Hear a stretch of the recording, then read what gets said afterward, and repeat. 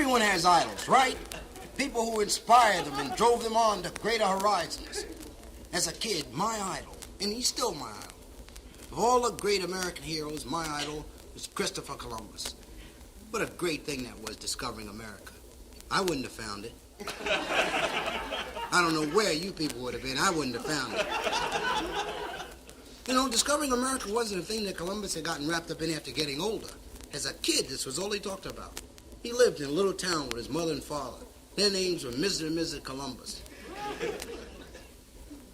Everybody thought Chris was off his cookie. Like the neighbors were teasing. They'd come by and lean over the fence. He'd be there in the yard. And they'd say, "Christopher Columbus, what are you going to do when you grow up?" And he'd say, "I'm going to discover America." They'd say, "You better cut that out. You know there isn't any America. You know the world is square." Chris would say, "They sure are." At 35, he'd gotten out of grammar school. He arranged an audience with the Queen, Queen Isabel Johnson. That was the Queen's name. And she asked him about this America project, and Chris tells her, if I don't discover America, there's not going to be a Benjamin Franklin, or a Star-Spangled Banner in the land of the free and the home of the brave, and no Ray Charles. When the Queen heard no Ray Charles, she panicked. The Queen said, "Ray Charles? You gonna find Ray Charles? He in America?" Chris is damn right. That's where all those records come from. So the Queen's running through the halls of the castle screaming, "Chris gonna find Ray Charles. He gone to America on that boat. What you say?" She wrote him out a traveler's check. Chris ran the local Army-Navy store. He bought 3 used ships, 2 pair of fatigues, some shades. Then he got his supplies for the trip. He got 2 chicken sandwiches, 3 cans of Vienna sausage, 5 cases of scotch, and a small 7-Up. Then he got a new rag to tie his head with, too. He's ready to leave.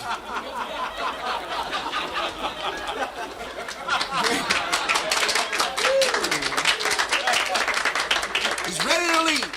All the photographers and the reporters are at the pier to see him off. All the girls are there. They're all screaming, "Goodbye, Columbus.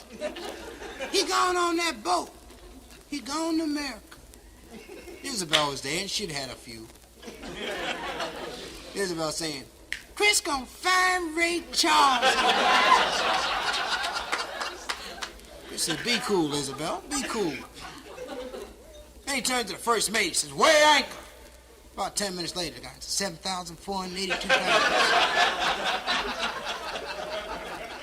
Chris said, "Put the anchor in the boat." "Don't weigh it. Just y'all don't even know how to weigh the anchor." When he gotten out of the harbor, the first mate asked, "Chris, which way is America?" Chris said, "I don't know. We're going to have to sail around and we bump into it." He said, "We better go this way.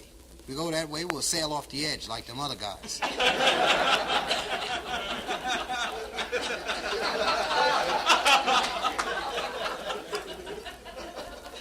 100 days later, the men are ready to mutiny. Chris has been goofing. He's been going through a bit like, "Back up! Make a right! Watch out for the edge!" First mate said, "Come here, Chris." Come here. He said, "Chris, the men are ready to mutiny." The cabin boy said that if you don't find America in 2 days, he's going to smack you in the mouth. Right then, a piece of wood floats by the ship. Chris said, "There's a piece of wood."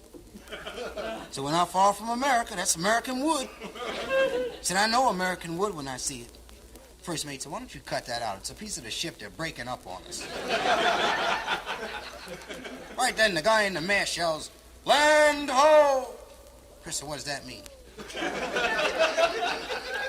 "Oh, so that means he sees land." Chris said, "Well, pull over." "Maybe that's America. You're going to pass right by it. You guys don't even know America when you see it." He said, "That is America." He said, "Look at all those spacious skies. Those amber waves of grain. He said, dig that purple mountain's majesty. I bet there's fruit out there on the plain." It's a big holiday in America that day. Big holiday called Not Having Been Discovered Yet Day. All the Indians on the beach, they're celebrating. They got sandwiches, 6-packs, 3 or 4 bags of whatever it is they put in the pipe. Chris leans over the rail of the ship. He says, "Hey, yo! Yo! Where is this?" Fine little Indian girl. Fine little name. Fine little West Indian girl. Standing there on the beach. She said, "Why? What's your name? The hell you want coming around here in them ships?" She said, "My name's Christopher Columbus. I'm out discovering. So I'm gonna discover America. I'm gonna discover y'all." Little Indian girl said, "We don't want to be discovered. You can't discover nobody if they don't want to be discovered. You better discover your ass away from me." First mate said, "Chris, they're hostile." Chris said, "Yeah, and they're mad, too." He said, "But we're going in there anyway. That's America. They can't keep us out of there. America belongs to everybody. Let down the longboat." And they let down the longboat, which was really a short boat on the side of the big boat. They called it the longboat because they had a peewee boat, but they weren't going to use that. And they piled into shore, and they're heading into the boat, and the men are laying down because the Indians are throwing rocks and spears and flaming arrows and tree trunks, yelling out a bunch of profanity about Chris's mother and everything.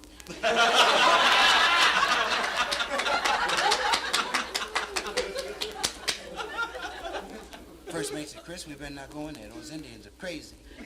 Chris said, "Turn the boat around. We'll leave. We'll make a map and give it to the Pilgrims. Pilgrims will fix their ass."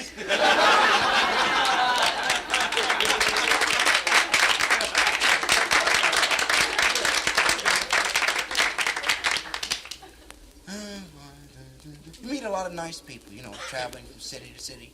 Like a few weeks ago, a lady came in, caught the show. After the show, she spent a few minutes chatting with the entertainers. And she says, "Come by the house. Let me fix a home-cooked meal for you. You can get away from eating in the restaurants." Fine gesture. I accept. I go by. Lady has a couple of kids. I get there a little late. She's already fed the kids. She's running their bath. She said generally she gives them their bath. They watch television, then into bed. Television doesn't work. Kids don't know. They sit there waiting for it to light up. When they fall asleep, she puts them in bed. 3 years the television hasn't worked.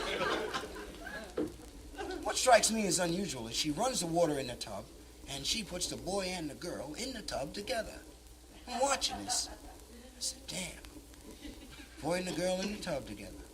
I'm surprised. I was 25 before I got in on a set like this.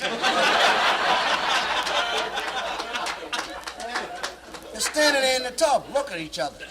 She goes back into the kitchen. I sneak behind the door. I'm going to watch. I'm watching through the crack in the door. And the girl says to her brother, "What's that?" And he said, "Where?" She said, "Right there." He said, "I don't know."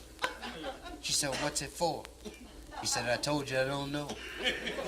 She said, "Can I touch it?" He said, "Heck no, you broke yours off already."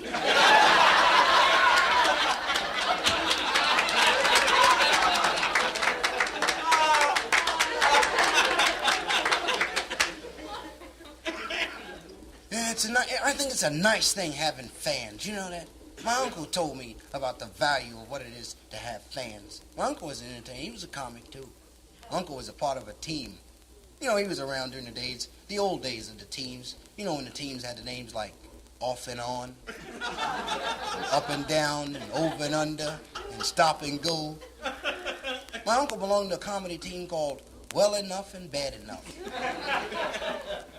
And they were doing all right. Then Bad Enough got married. My uncle started working alone. He was doing well enough. He told me about an incident that took place. He was in Chicago. He was in Chicago for a one-nighter. And he was in Chicago for one-nighter. After the show, he decided that instead of leaving out right then, he'd spend the night and leave in the morning. That's a good time to leave if you're going to spend the night. No sense leaving before in the morning. So he said he checked into a hotel. Cheap hotel. Cheap hotel. Uncle said that sure was a cheap hotel. That was the name of the hotel. Cheap hotel. Had a big sign out front blinking on and off. Cheap cheap, cheap. My uncle was afraid of risking spending a night in a room in a cheap hotel with $400 in his pocket. So he says to the desk clerk, would you hold this $400 till in the morning? I'll pick it up when I come down. And the guy said, yeah.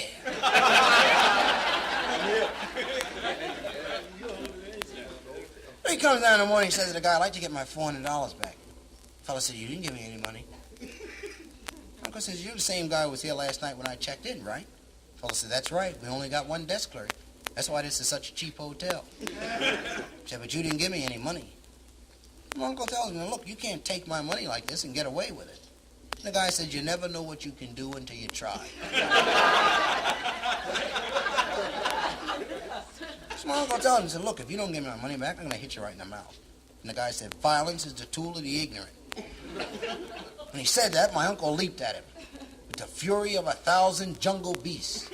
You just saw that in the picture yesterday. Thought I'd throw that in. He leaped at him, the fella stepped aside, he fell. And the guy kicked him in the face. When the guy kicked him in the face, he saw a baseball bat in the corner. So he ran, grabbed the bat, and he raised the bat like he was going to hit the guy with it. And the fella threw a cup of hot coffee in his face. And he grabbed his face. If you grab your face, somebody throws some hot coffee. He grabbed his face, and the fella grabbed the bat. He said the guy beat him with the bat about an hour and a half. He said he didn't remember how long the guy beat him because when the fella raised the bat, he passed out. But he distinctly remembered that when he woke up, the fellow was standing over him making some more coffee. He ran out the door and found a policeman. He brought the officer back. They had the guy arrested. Now, ironically, when the thing came up in court, the judge had been at the show the night before and seen my uncle work. He was a fan of my uncle's. The judge walks in and he said, well enough. How you doing? They shook hands, you know. And the judge said, what's the trouble? He said, look, while I'm taking care of the case, you signed a couple autograph pictures for my wife and my kid. They loved you. They loved you. Now, what's the problem here?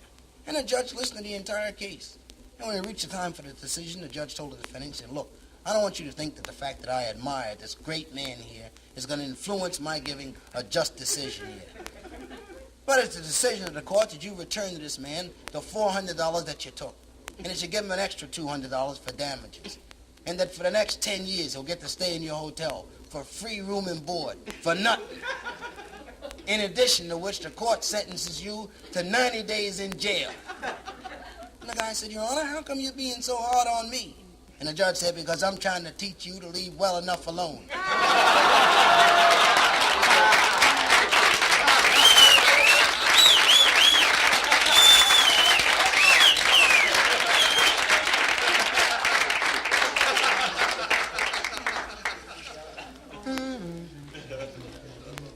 Can't wait till Sunday. I go to church every Sunday. I have a very strong religious background. I go to church. I'm in different cities. I go to different churches. Last week I went to a beautiful little church uptown. It was nice little, they charge $1 to get in. Nice. You pay that $1, they give you a sandwich, something like that, and then they have a little group there that plays. The group does a 40-minute set, then the Rev comes on, does 20 minutes. And, Rev opened the service by passing the plate. Plate shot around the room, came back, nothing in it. Rev said, y'all, there's nothing in the plate. He said, I lost money coming down here. So I'm going to send the plate back out there again and give you all a chance to clean this up. Plate shot around the room, came back, nothing again. Rev said, now, brothers and sisters, we can't make it like this. So now I'm sure that everybody here wants this church to progress. If this church is going to progress, first, it's got to crawl. This church has got to crawl. And the congregation yelled, let it crawl, Rev. Let it crawl. Rev said, and after this church has crawled, it's got to stand up and walk. And the members yelled, make it walk, Rev, make it walk. Rev said, and after this church has walked, it's got to run. This church has got to run. And the members yelled, make it run, Rev, make it run.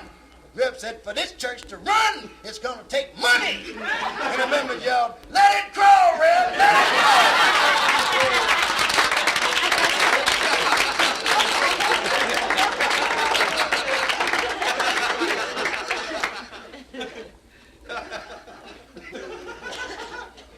Well, I find that I got just enough time left to say that I'd like a big hand when I finish. When I finish. I'd like a big hand. Generally, entertainers would be reluctant to say to the audience that they'd like a big hand. All of them want a big hand. Damn right, I want a big hand.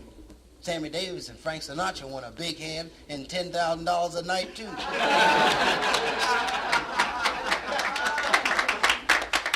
Y'all can split up the money. All I'm asking for is a little old...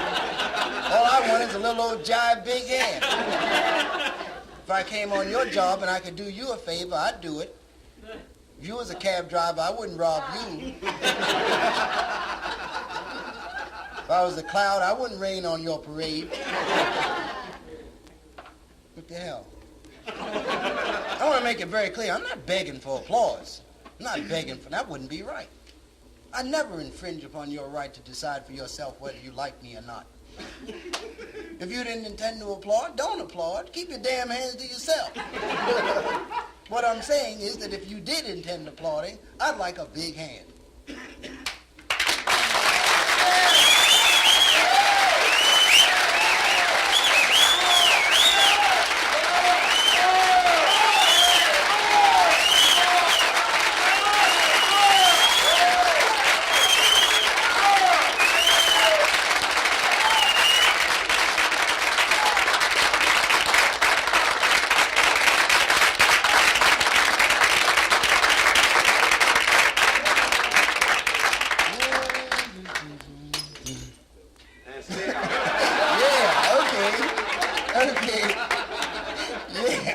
More what? Yeah, fine. Just kicking around. I had a wild thought the other afternoon. Visualize a very modest residential area. Fellow drives into the area, pulls up in front of a very nice home there, takes us out the showcase, walks up to the house, knocks at the door. Man answers the door. Fellow says, "Good afternoon, sir. I'm conducting a confidential survey, and I'd like to inquire as to whether your wife would object to her daughter marrying a Negro." Fellow said, "She's upstairs. Just a minute, I'll ask her." Said, "Hey, Ethel! Hey, Ethel! Would you mind if our daughter married a Negro?" And Ethel's reply is, "She can marry anybody she wants."